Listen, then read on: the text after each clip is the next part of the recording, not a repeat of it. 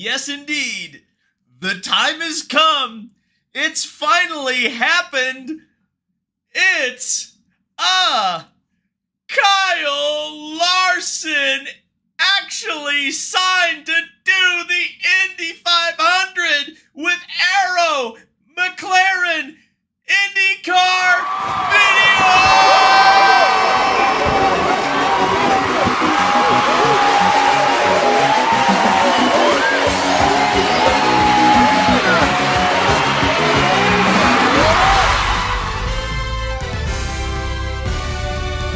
That's right.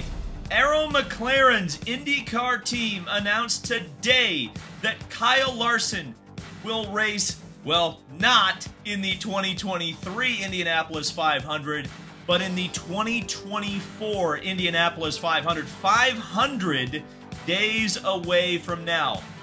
Kyle Larson will attempt to qualify for his first Indianapolis 500 when the gates open in May of 2024, driving a papaya orange car of some description. I bet there's going to be some Hendrick blue on there as well, for sure.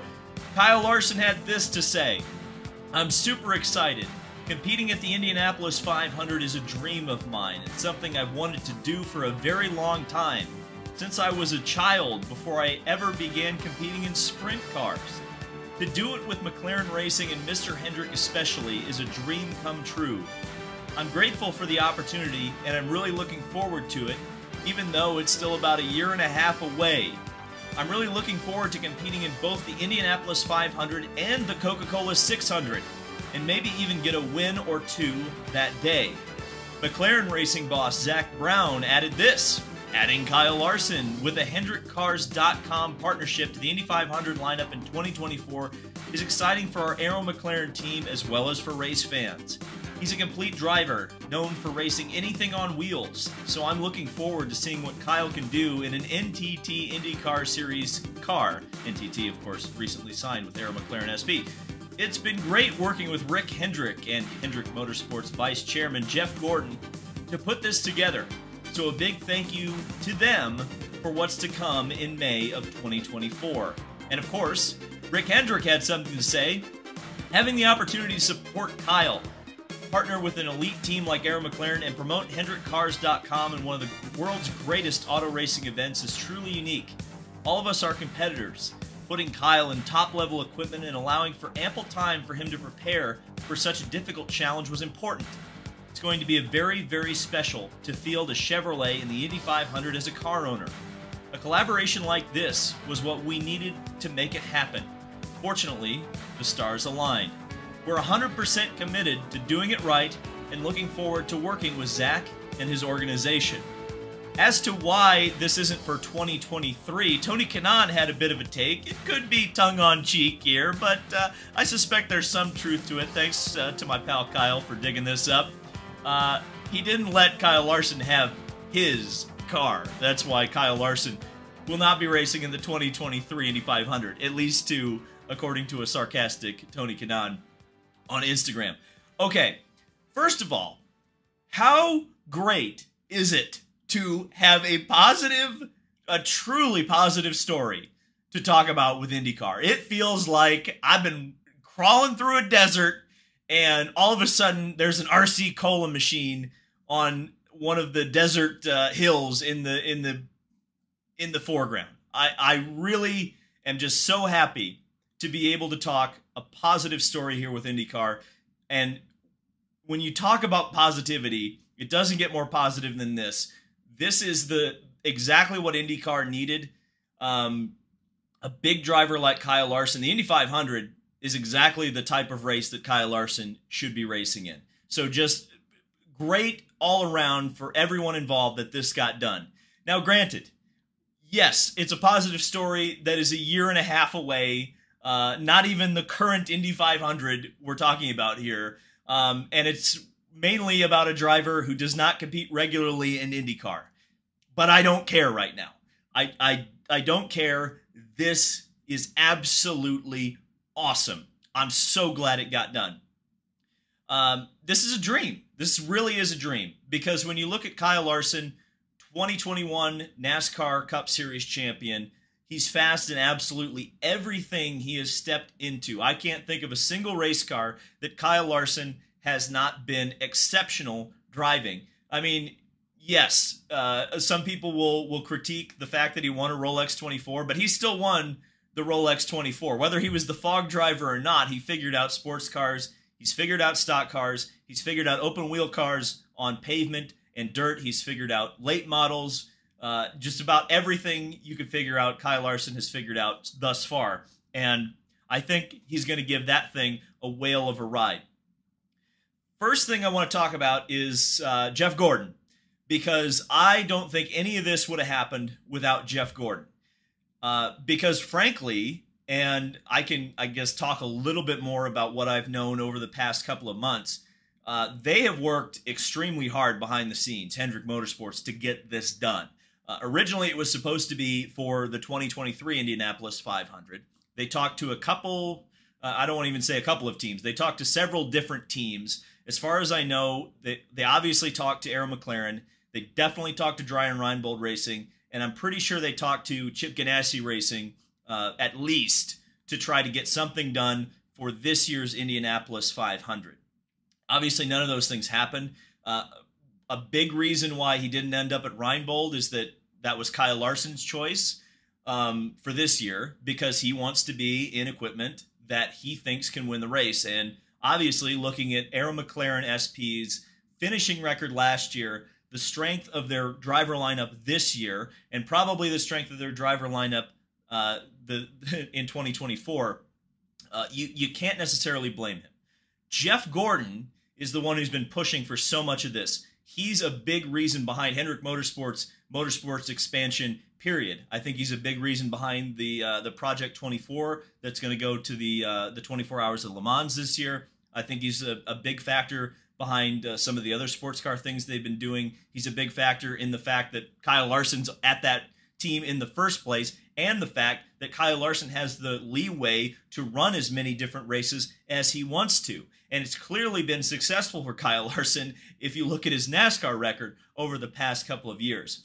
But I don't think it necessarily is going to stop with this one-off effort with Arrow McLaren. I'll just put it that way. Rick Hendrick, big shout out here, because he mentioned it in his quote. Hendrick Motorsports is doing this the right way.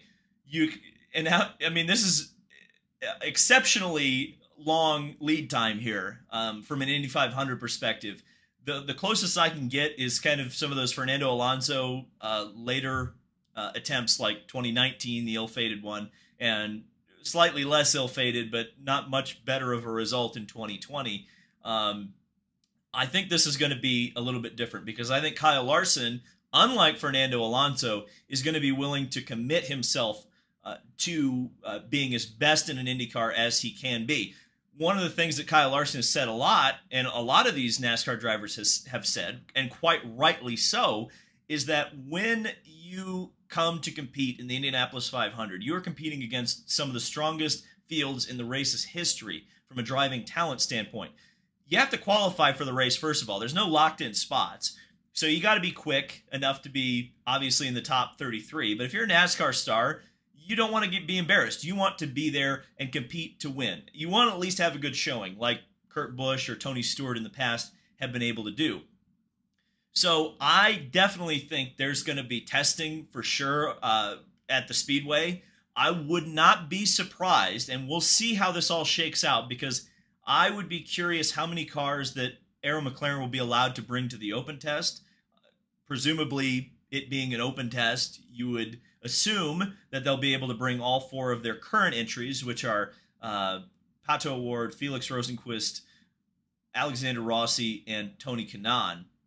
But I almost wonder if they are going to either add an extra car or maybe kick out Tony Kanaan for that test and say, you're experienced enough, you have enough time in May, Kyle is going to drive the car in the open test. Or maybe they come a day early and run Kyle Larson in kind of a similar thing that happened with Fernando Alonso. He'll be in town anyway, presumably, to defend his Hoosier 100 crown the first time it'll be run at Indianapolis Raceway Park. So I think it would work out scheduling-wise if they wanted to run that midweek test in April before the Indianapolis 500. That's what Kurt Busch did in 2013. He ran a test, I think it was in early May, and then obviously came back in 2014 and actually competed in the Indianapolis 500.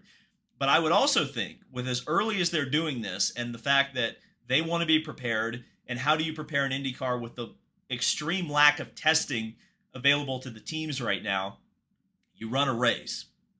And so I think there's a couple of possibilities we could see Kyle Larson in an IndyCar race. I don't think it's super likely. I'll throw some thoughts out there. He could run the NASCAR IndyCar crossover event at the IMS road course. I don't see how that would really help him for the Indianapolis Motor Speedway.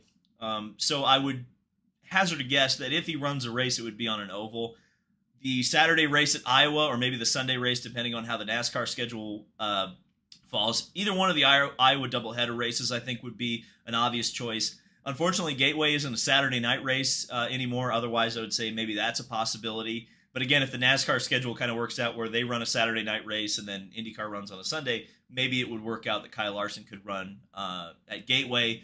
You would also look at, as long as Texas Motor Speedway is on the schedule in 2024, early in the season, the way it has been the last couple of years, maybe that's a possibility for Kyle Larson. But I do think he's going to get track time.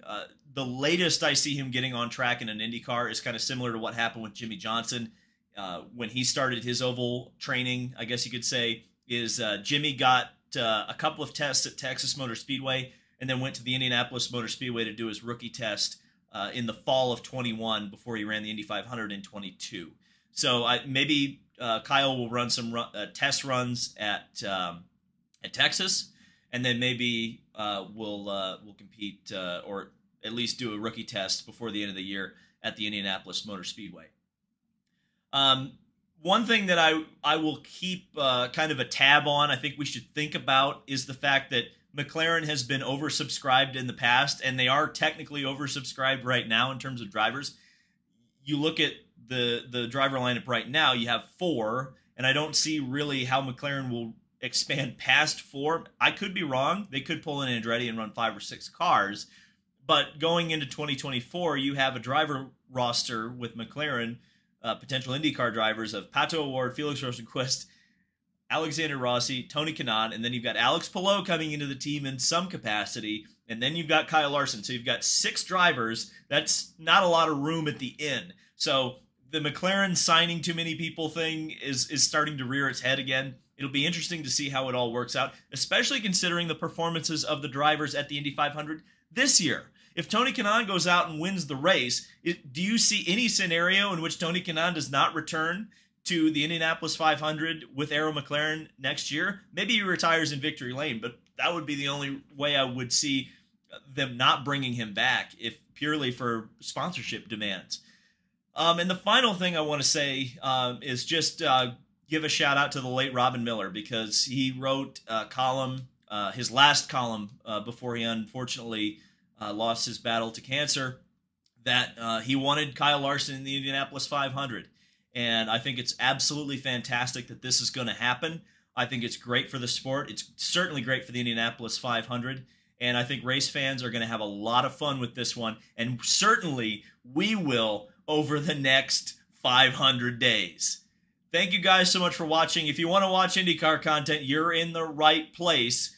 I think you should pay attention to the 2023 Indy 500 too. I think it's going to be fun. And obviously, we have the best coverage here on YouTube. So we'll see you in the next video. Let me know what you think in the comments and subscribe for more.